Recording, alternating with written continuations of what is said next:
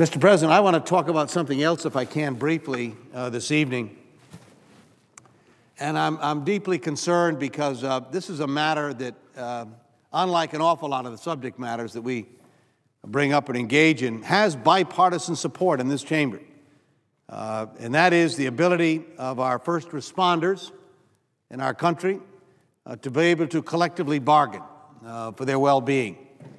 There are firefighters, our police officers, our emergency personnel in our country. This is a bill that was championed by Senator Kennedy before he left us, a bill that has been endorsed and supported by our good friend and colleague from New Hampshire, Judd Gregg, along with 6 or 7 other of the Republican members of this chamber, along with about an equal number of more Democrats, working together over several Congresses now. In fact, it goes back some 18 years, this issue, of seeing to it that these, the most celebrated, the most highly endorsed and supported of public officials, would have the right to collectively bargain. It's not something guaranteed in all states. Many states do it, but many do not. And so I am terribly disappointed that up at this juncture, just days away from the adjournment of this Congress, that once again, these individuals who consistently enjoy the outspoken praise of public officials for their work, and then when it comes down to actually doing something on their behalf, once again we find the Congress missing the opportunity to step up. Now, I hope I'm wrong about this. We've got a lot of issues I know to grapple with in the coming days, but my hope is that the Public Safety Employer-Employee Cooperation Act, as it's called, will be an item that we could pass here before the adjournment of this Congress. As I mentioned, Mr. President, this is a bipartisan measure going back some 18 years that would guarantee our nation's firefighters, our law enforcement officers, and emergency medical personnel the right to bargain collectively with their employers. Again, I want to thank Senator Gregg, who was a champion of this proposal, along with others, for his long-standing commitment to this critically important legislation, which was originally championed here in the Senate by our good friend Ted Kennedy. We ask our nation's first responders to put their lives on the line each and every day in our country. What they do is less than a job, I think, as most of us appreciate. It is a calling. It's a vocation here. Throughout my career in public service, I've had the privilege to meet and work, as I know most of my colleagues have, with countless first responders, police, firefighters, emergency medical personnel. They do exceptional work under the most difficult of circumstances. And the American public appreciate their service more than they do any other people in public life. In particular, I've come to appreciate the unique and multifaceted challenges faced by firefighters in particular. We've all felt, I think, our chests tighten and pulses quicken with the anxiety of the sound of a fire engine or emergency medical vehicle screaming through our communities. We've seen the determination on the faces of the people on those rigs. And for them, all the commotion is just another day at what they would call their office. When the unthinkable happens, as it does in our communities all across the country, whether it's a devastating hurricane, an industrial accident, a terrorist attack, or that 3-alarm or 4-alarm fire, these brave men and women are the first on the scene, hurtling into danger. As people are leaving buildings, they're racing in them to save lives. Just this past year, firefighters in my home state of Connecticut have been faced with many serious challenges, and they've met them every single time. In February of this year, Mr. President, with a massive natural gas explosion at a power plant under construction in Middletown, Connecticut, killed 6 people and injured more than 24 others. It was firefighters from 8 surrounding communities who rushed and were the first on the scene. They remained for hours, in fact days afterwards, searching for victims and working to ensure that all the plant workers were accounted for. With massive flooding in several parts of my state, again this year, local firefighters worked around the clock, responding to calls from panicked residents. They dealt with hazardous materials and even helped to pump out flooded basements in communities. These are committed men and women who keep our communities safe, even when that means putting their own lives at risk for the sake of protecting ours. In the abstract, this can be hard to keep in perspective, I suppose. But unfortunately, just in the last week, Mr. President, the community of Bridgeport, Connecticut, recently was reminded just what these commitments mean.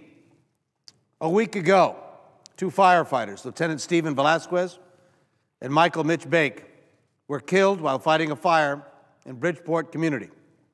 3 of their colleagues were seriously injured in that blaze. All of these individuals were incredibly brave. They entered a burning building to search for survivors and try to prevent the emergency from spreading.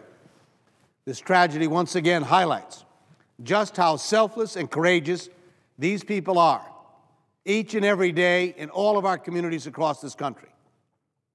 And it should remind us that just as they have made a solemn commitment to us, so too should we reaffirm our commitment to them.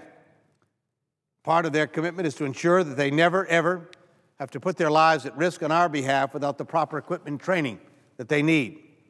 And I've worked tirelessly over the years to ensure that this commitment is kept. More than a decade ago, Mr. President, I authored the Fire Investment and Response Enhancement Act, the FIRE Act as it's called. This legislation created the first competitive grant program to assist local fire departments in addressing a wide range of equipment training and other fire prevention needs. Senator John Warner of Virginia, the chairman of the Armed Services Committee, was my major partner in that effort, making it possible for it to become law. To date, Mr. President, this program has provided more than $5.2 billion directly to fire departments all across the nation. And these grants haven't just gone to the largest metropolitan areas. Fire departments in small, medium-sized communities across the United States have received funds to this program. My state of Connecticut has 169 towns in it, and cities. 150 of those towns have received some or small portions of these fire grant in their communities. In 2003, we built on the success of the fire grant program by passing the Staffing for Adequate Fire and Emergency Response Firefighters, the so-called SAFER bill, which I also authored. This program provides funds to ensure that fire departments are adequately staffed. Too many of these rigs go out, Mr. President, with only 2 and 3 people on them, when a minimum of 4 is what is required to make sure they not only get the job done, but that they're safe in doing those jobs. Since that program began, more than $1.1 billion has helped to put some 75,000 additional firefighters across the country in firehouses. I'm extremely proud to have been able to work with my colleagues, Democrats and Republicans, on making these important grant programs the law of the land. But our commitment to our public safety community is still not complete. So, Mr. President, as you know, the bipartisan Public Safety Employer-Employee Cooperation Act is a critical next step towards fulfilling our commitment to the men and women who keep us safe each and every day and put their lives on the line for us. As we know, firefighters, our police, and our emergency medical personnel have a special place in the workforce and in our societies. They are respected for what they do, but they are also respected for doing it no matter what they face. Once they get that call, they don't get to decide whether to take it or not. They just do it, day in and day out. We depend upon them every single day to be safe and secure in our homes and to protect us when we need that kind of protection. And they respond with unquestioned dedication. They're looking out for our well-being. The question I would ask is, do we not owe it to them to look out for theirs? In many states, these men and women are deprived one of the most basic rights that workers in our country have, and that is to bargain collectively with their employers. The right to collectively bargain has been proven over time to improve cooperation between employers and employees, and the cooperation leads to better, fairer compensation and benefits and working conditions. It contributes to improved work conditions and safety as well, and it makes the quality of services better and more efficient for everyone. Quality and efficiency is vitally important in the field of public safety. It can be the difference between an emergency and a tragedy. I know that improving public safety is a goal that I share with every single member of this body, regardless of ideology or politics. And the Public Safety Employer-Employee Cooperation Act is a carefully crafted bill that grants these rights to all first responders without disrupting their vital role in emergency responses. While it requires that all states provide public safety workers with this most basic right of collective bargaining, it also gives states the flexibility to implement plans that work best for them. These include the right to form and join unions, to collectively bargain over wages, hours, and working conditions, rights that many states, including my state of Connecticut, already provide to these workers. The bill also provides states with right-to-work laws, which prohibit contracts requiring union membership for employment, to continue to enforce those laws.